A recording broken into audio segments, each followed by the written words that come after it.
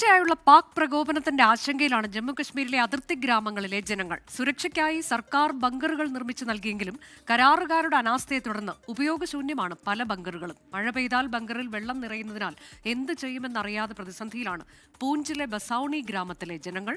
പൂഞ്ചിൽ നിന്ന് 24 വാർത്താ സംഘം തയ്യാറാക്കിയ റിപ്പോർട്ടിലേക്കാണ് ഇനി.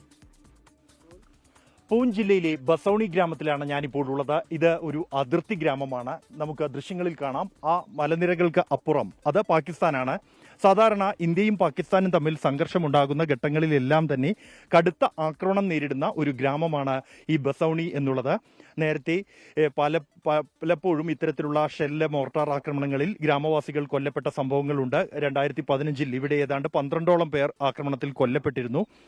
ഇത്തവണ ഈ പഹൽഗാം ഭീകരാക്രമണത്തിന് പിന്നാലെ ഇന്ത്യയും പാകിസ്ഥാനും തമ്മിലുള്ള ബന്ധം വഷളായ ഒരു സാഹചര്യത്തിൽ ഈ ഗ്രാമത്തിൽ ഉൾപ്പെടെ വലിയ ജാഗ്രതാ നിർദ്ദേശം നൽകിയിട്ടുണ്ട്. ഗ്രാമത്തിൽ ഭൂരിഭാഗവും കർഷകരാണ്.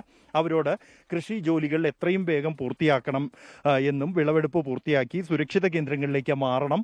ഒപ്പം തന്നെ രാത്രികാലങ്ങളിൽ പുറത്തിറങ്ങരുത്, രാത്രി ലൈറ്റുകൾ ഓൺ ചെയ്തിടുന്നത് ഒഴിവാക്കണം തുടങ്ങിയ കൃത്യമായ മാർഗനിർദ്ദേശങ്ങൾ സുരക്ഷാ ഏജൻസികൾ നൽകിയിട്ടുണ്ട്. കൂടാതെ ഇവിടുത്തെ ജനങ്ങളുടെ സുരക്ഷ പരിഗണിച്ചുകൊണ്ട് തന്നെ 2017 ശേഷം കൂടുതൽ ബങ്കറുകൾ ഇവിടെ നിർമ്മിച്ചിട്ടുണ്ട്. ഏതാണ്ട് 14,000-ഓളം ബങ്കറുകൾ 3 ജില്ലകളിലായി നിർമ്മിച്ചിട്ടുണ്ട് എന്നാണ് ആ കണക്ക്. അത്തരത്തിൽ ഈ ഒരു ബങ്കറാണ് ഇത്. ഇവിടെ ബങ്കറുകൾ നിർമ്മിക്കുന്നത് പ്രധാനമായും 2 തരത്തിലുള്ള ബങ്കറുകളാണ്. Community ബങ്കറുകളും family ബങ്കറുകളും. ഇതൊരു കമ്മ്യൂണിറ്റി ബങ്കറാണ്. ഈ സമീപത്തുള്ള 3 വീട്ടിലെ കുടുംബങ്ങൾക്ക് വേണ്ടിയാണ് ഈ ഒരു ബങ്കർ നിർമ്മിച്ചിരിക്കുന്നത്. നമുക്ക് കാണാം, കോൺക്രീറ്റ് കൊണ്ട് നിർമ്മിച്ച് കൃത്യമായി എയർ ഹോളുകൾ വെച്ച് മണ്ണിനടിയിലാണ് ഭൂരിഭാഗം പ്രദേശവും ഈ ബങ്കർ സ്ഥിതി ചെയ്യുന്നത്. മുകളിൽ ഇത്തരത്തിലൊരു ബങ്കർ ഉണ്ട് എന്ന് കാണാത്ത രീതിയിൽ മറച്ചിട്ടുണ്ട് മറ്റ് ക്രമീകരണങ്ങൾ ഉപയോഗിച്ചുകൊണ്ട് തന്നെ. ഈ ഒരു ബങ്കർ 3 കുടുംബങ്ങൾക്കായി ആയതുകൊണ്ട് തന്നെ ഏതാണ്ട് 3 മുറികൾ ഇതിൽ ക്രമീകരിച്ചിട്ടുണ്ട്. आपका नाम? मोहम्मद मारूफ खान। ठीक है, इधर तो अटैक होते हैं? अटैक नॉर्मल नहीं, बहुत अटैक होता है। फर्स्ट में अटैक तो इधर ही होता है, तो इधर बहुत प्रॉब्लम होता है हमारे को।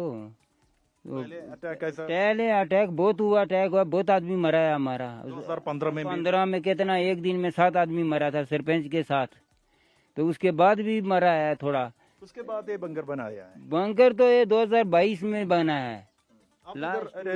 हाँ, इधर ही मकान है तो उधर भी पानी जाता है। जब ये भर जाता है तो उधर भी पानी मकान के अंदर भी जाता है। मतलब इसमें यूज नहीं कर सकता? नहीं कर सकता, कैसे करेगा? पानी रुकता नहीं है, बहुत डाउन में कर दिया है। तो इस बार तो फिर इंडिया और पाकिस्तान के में जो लड़ाई ऐसा हुआ है, फायरिंग हुआ है, तो आप क्या करेगा? कैसे, कहाँ जाएगा? फिर करेगा कैसे, किधर जाएगा? हम लोग तो फिर इधर ही अपने मकान में ही रुकना पड़ेगा। किधर जाएगा? रात में तो लाइट ऑफ करके मकान में ही रुकना पड़ेगा।